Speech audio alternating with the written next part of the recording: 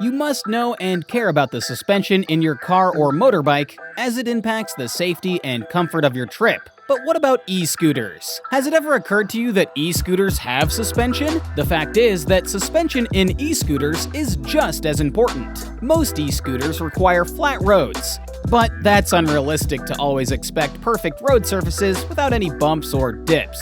That's when a suspension comes in handy.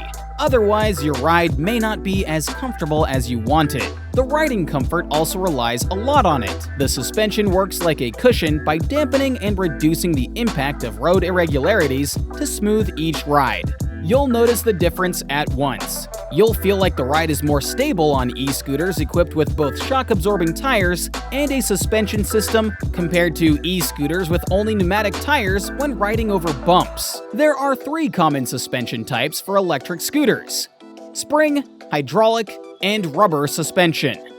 Spring suspension is the most common type.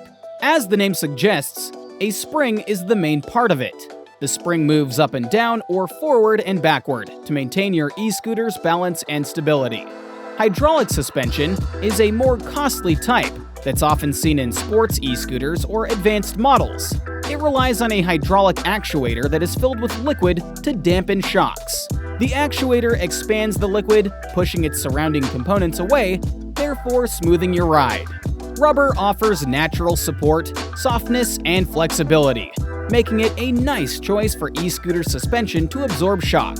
As I mentioned earlier, your rides will be smoother if your e-scooter has both a suspension system and pneumatic tires. The scooter that we're using is a great example.